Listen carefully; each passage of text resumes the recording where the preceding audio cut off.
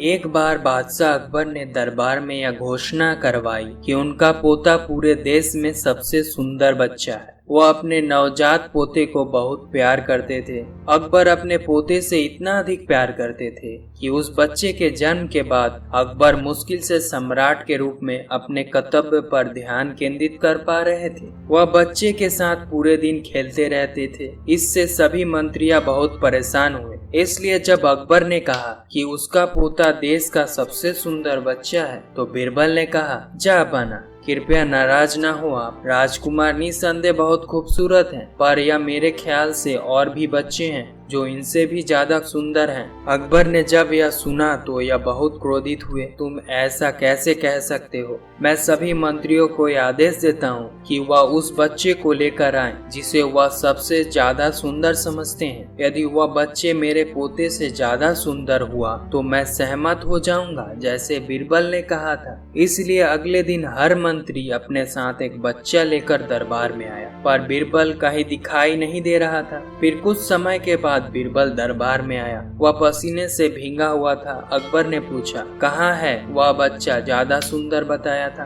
बीरबल ने कहा, महाराज, मेरे दरबार में बच्चे को लाने की कोशिश की, लेकिन उसकी माँ ने मुझे ऐसा करने नहीं दिया। यदि आप एक सामान्य इंसान की तरह तैयार हो सकते हैं तो हम बच्चे को देखने के लिए जा सकते हैं। अकबर और उसके कुछ मंत्रियों ने सामान्य लोगों की तरह कपड़े पहन लिया और बीरबल के साथ उस बच्चे को देखने चल पड़े। लंबे समय तक चलने के बाद वह एक झोपड़ी के पास पहुँचे। एक बच्चा झोपड़ी के बाहर गंदगी के ढेर में खेल रहा था। वह गंजा था और धूल में लिपटा हुआ था। उसकी एक आंख दूसरी आंख से छोटी थी और उसकी नाक से पानी गिर रहा था। अकबर ने बीरबल से कहा, आपको लगता है कि यह बच्चा राजकुमार से ज्यादा सुंदर है? यह तो बहुत ही बदसूरत है। जैसे ही अकबर ने यह कहा, बच्चे की माँ झोपड़ी से बाहर आ गई। वह उस आदमी पर बहुत गुस्सा होने लगी जो उसकी झोपड़ी के सामने खड़ा होकर बच्चे को घूर रहा था। उसने कहा, तुम कौन हो? तुम्हारी हिम्मत कैसे हुई मेरे बच्चे को बदसूरत कहने की?